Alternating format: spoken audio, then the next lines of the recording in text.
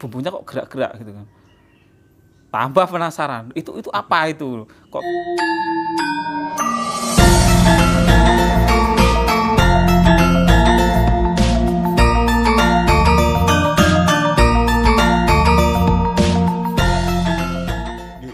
Mas Sinten Mas sebenarnya Yasin lho. Mas Yasin selaku juru kunci Nggih. Mbah Punjul Nggih, nggih.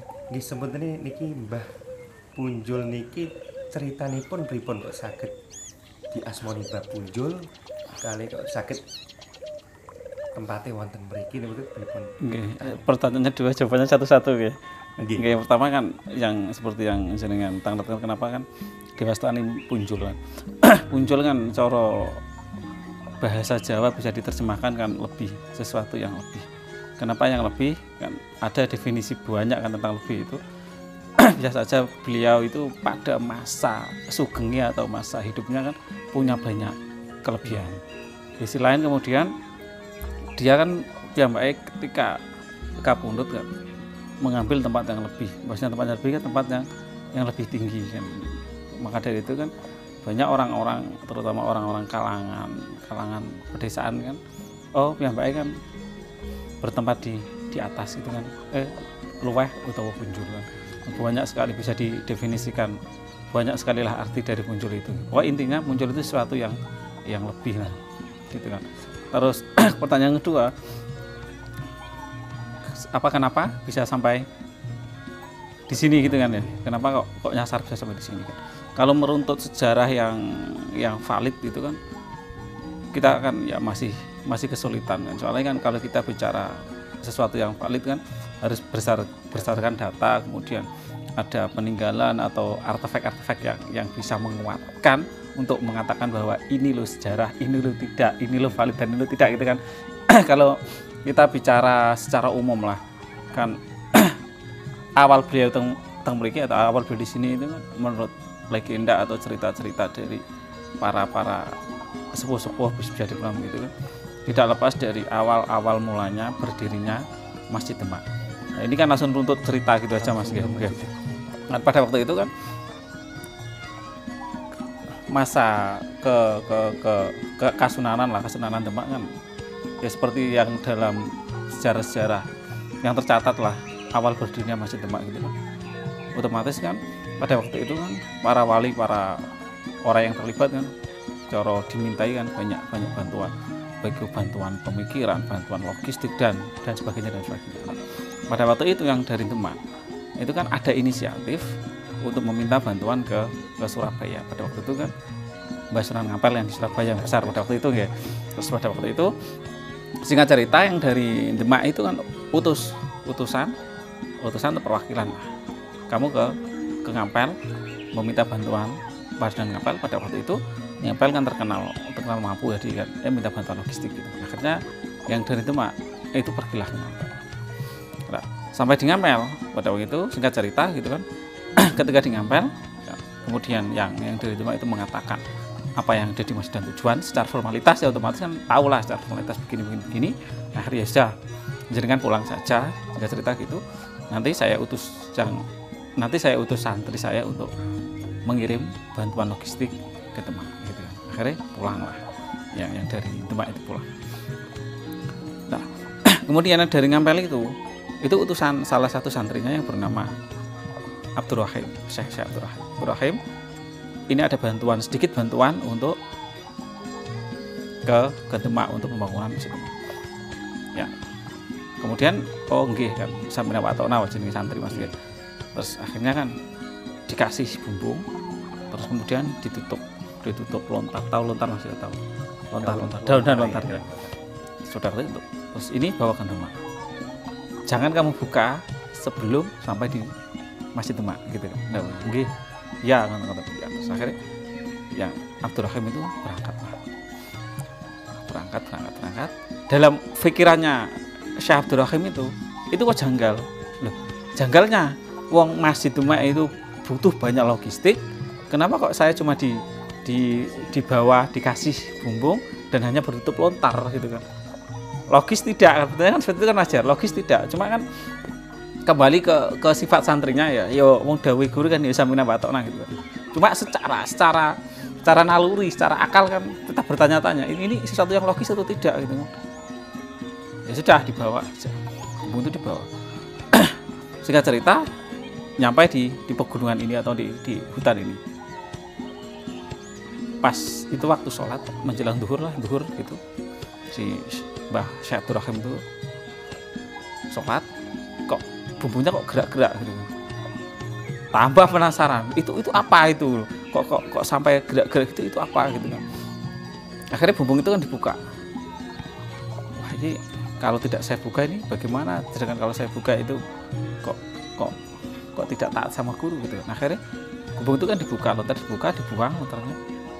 Dan keluarlah seperti sapi gitu kan, kambing, onta, kerbau. Itu ternyata yang di dalam bumbung itu berisikan logistik untuk makan, mengasih makan para pekerja yang di Demak gitu. Pantesan gitu, akhirnya wah pantesan di sini ini gitu kan.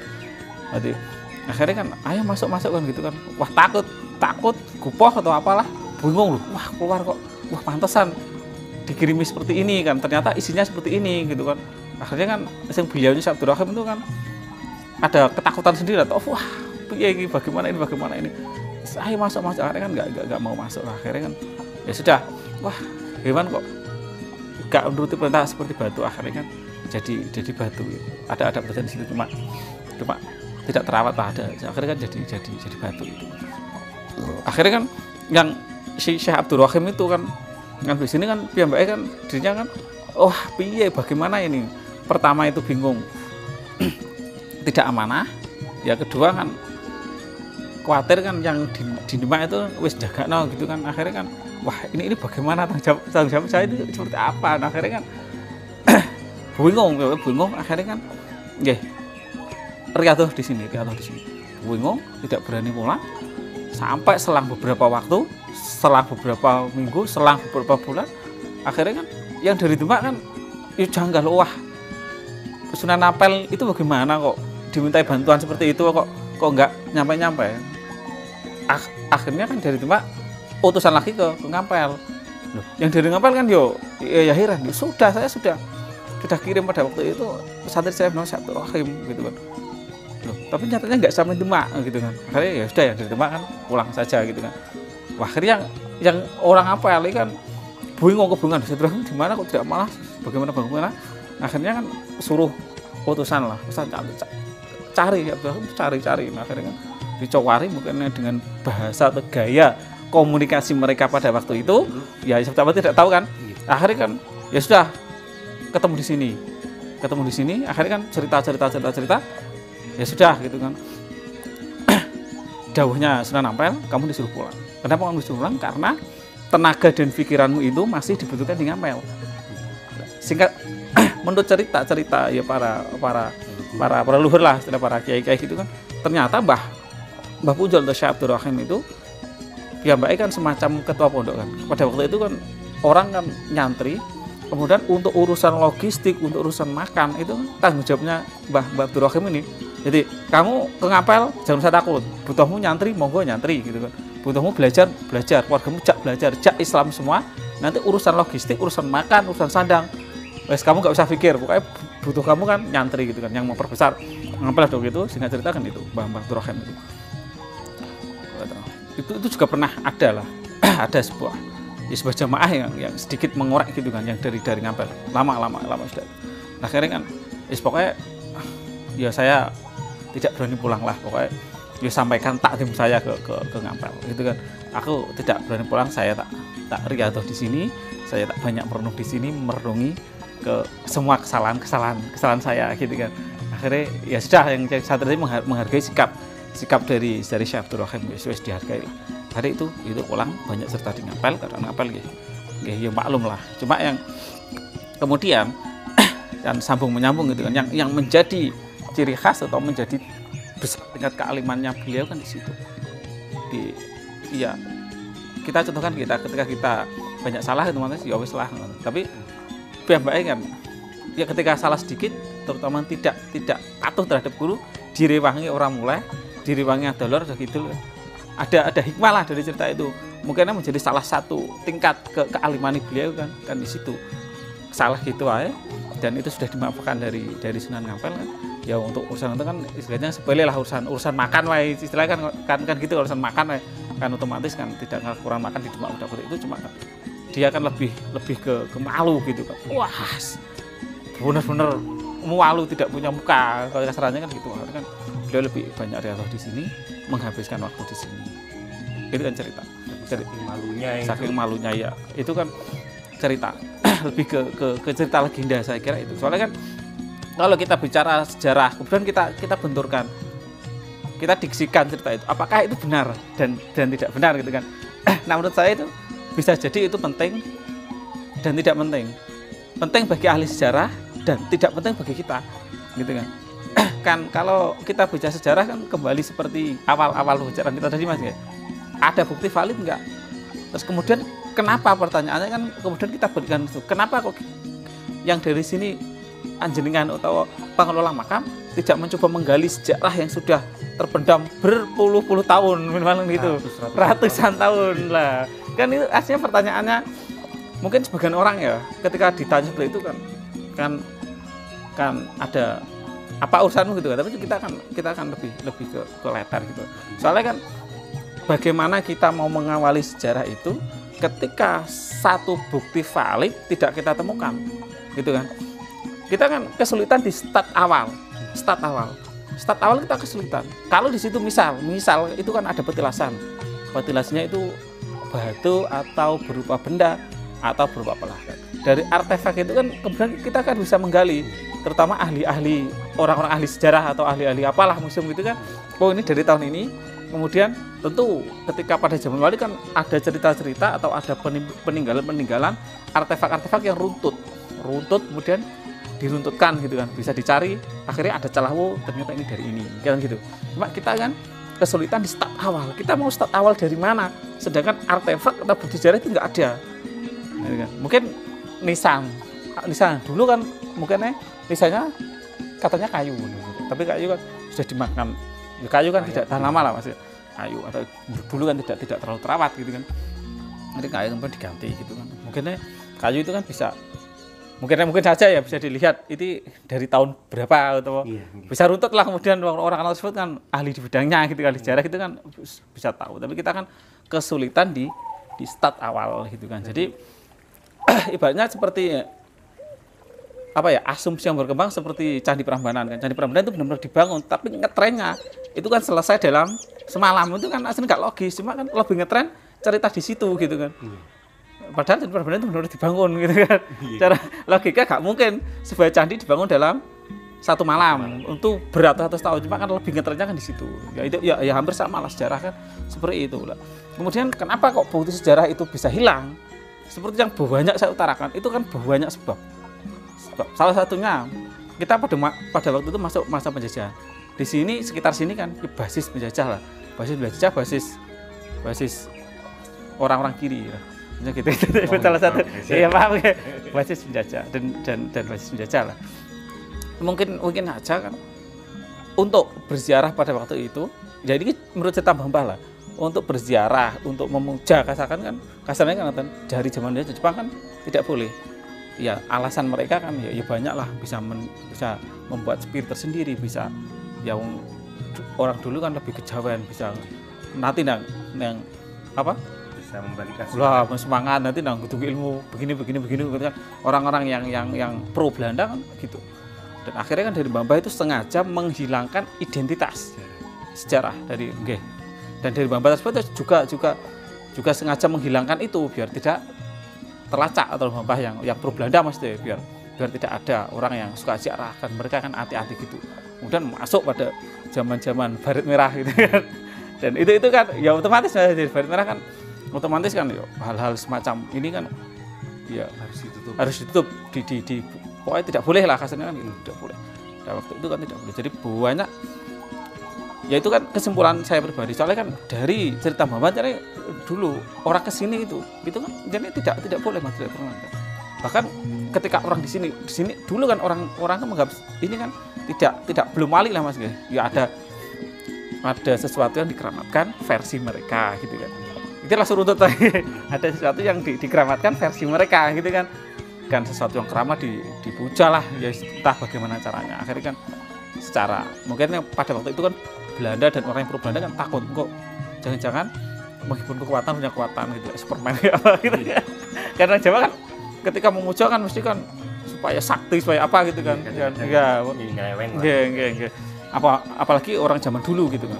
Akhirnya kan dari mungkinnya dari orang yang pro Belanda itu kan sengaja ditutup gitu. Tapi dari itu Mbah dulu kan sampai pada waktu zaman Jepang itu kan banyak peninggalan sepeda ontel di Jepang. Ntar Jepang itu kan pakai sepeda ontel itu kan di sekitar sini, mengawasi sekitar sini.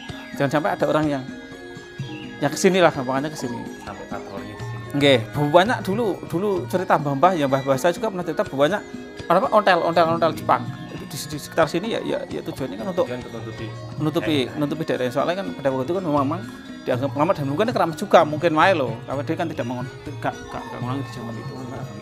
Pernah nggak karena apa itu melihat suatu hal yang mistis dari? Ya kalau mistis ya kita di sini kan banyak lah, sering melihat hal mistis. Cuma secara pribadi saya kan tidak terlalu, saya hanya yakin kepada hal mistis tapi tidak terlalu mengimani hal tersebut. Cuma kan kalau berbenturan dengan hal mistis di sini kan ya pasti itu secara otomatis pasti. Awalnya saya kan ya kita orang muda kan sesuatu yang mistis kan tidak logis kan. Cuma kita percaya ada, mistis itu ada tapi kadang kan kita tidak terlalu mendewakan, tidak terlalu menuhankan ya cuma ada lah gitu kan. Cuma ketika di sini ya selalu berbenturan gitu kan, selalu berbenturan dan itu tanpa kesengajaan itu ada sesuatu yang mistis gitu. Ya bisa kita ya wes lah, itu berarti setiap mistis kita tidak terlalu berlebihkan, membesarkan gitu. Ya ada selalu bersinggungan. Bahkan kemarin kan sempat lebih ke pengalaman pribadi kan sempat juga kita kan ya siang mas sekitar jam 1 jam 2 gitu kan ada semacam koyo wong rojo gitu kan. Itu kan saya pada waktu posisi antara tidur dan tidak gitu kan. Dan tidak itu ada gitu kan kayak sowan gitu. Koyo temenggengan gitu kita bangun wah rasanya putih tidak ora iso bangun, tidak bisa bangun waktu itu. Selang beberapa waktu kemudian orang yang sebentar aja itu keluar dan kita baru sadar. Kemudian kita sadar kita itu mimpi atau tidak mimpi gitu. Di antara tidur atau tidak. Terus kemudian kami sadar bahwa itu tidak mimpi. Pada waktu itu kan ada aqua kok sempat saya minum, berarti saya dalam posisi tidak mimpi gitu kan. Itu kan ya sesuatu yang biasa lah menurut saya kan tidak terlalu dibesar-besarkan ya mungkin itu hanya halusinasi saya pribadi gitu. Sebelumnya kan saya memiliki informasi di luar sekitar katanya Mbah Abdul Hamid katanya berbaju gamis hitam berbadan tegap ya? Enggak seperti itu. Enggak, kalau gini mas, kadang kan ada seorang yang sok tahu atau seorang yang apa ya yang dukun gitu kan, yang boleh dibilang dukun paranormal. Ketika seorang itu meyakini atau bisa melihat sesuatu, jangan-jangan itu apa ya perwujudan setan yang menyamar. Soalnya kan setan kan selalu berusaha menyesatkan kita gitu kan. Lalu ketika saya melihat sesuatu atau kita melihat sesuatu itu jangan pede bahwa itu si A, si B, si C gitu kan. Kita harus kembali ke badan kita sendiri. Kita ini pada tingkatan bersih atau tidak, pada tingkatan kadam malaikat atau tidak. Ketika ada kadang banyak di sini kan orang-orang yang sok tahu, ya bukan sok tahu maaf ya, orang-orang yang dukun-dukun menafsirkan lah. Ya, enggak, kadang asamu menerawang gitu kan. Ketika beliau menerawang, itu pasti pasti ada wujud tertentu, tapi itu pasti wujud setan gitu kan. Setan kan seperti itu mas. Jadi misalnya kan jenengan di suatu tempat, pikiran jenengan, wah, saya ingin melihat, sok tahu kadang orang kan sosok hebat, misalnya kan, saya sudah mempelajari ini menembus alam gaib itu kan seperti itu. Ketika saya sudah mendengar di satu tempat, wah itu ada gaib, itu kadang jangan-jangan itu halusinasi dan itu secara ilmiah kan juga bisa dipelajari. Kadang kan merupakan bentuk dari angan-angan kita sendiri seperti itu. Kadang tidak berwujud tapi cuma bentuk dari awan tersendiri, kemudian menyatu dengan udara jadi molekul dan itu jadi bentuk seperti yang kita pikirkan gitu kan. Kadang kan seorang kan berasumsi bahwa Mbah Wali itu orangnya kurus, kemudian rambutnya lurus, kemudian bajunya hitam. Ketika beliau di sini orang tersebut jadi dan sok tahu, sok merasa menerapa, otomatis secara molekul alam otomatis ditampaki seperti itu gitu kan. Kita banyak di sini orang-orang seperti itu yang sok menurut saya sok tahu lah. Ya misalnya kita tahu kan, saya sendiri kan ya sering ada di tempat saya tidak pede bahwa itu Mbah Wali. Benar, Iya, maca itu benar ya wallahu alam, tapi saya tidak lebih ke seperti itu, lebih ke beliau itu wali, beliau itu alim, dan kita lebih ke ngalap barokah dari si kealimannya itu saja, ambil si positif gitu aja. Mungkin sekian dulu nanti akan ngulik lagi. Nanti kita untuk bikin part 2-nya lagi. Terima kasih. Oke. Digun. Oke, lain waktu bisa. Oke. Assalamualaikum warahmatullahi wabarakatuh. Waalaikumsalam warahmatullahi wabarakatuh.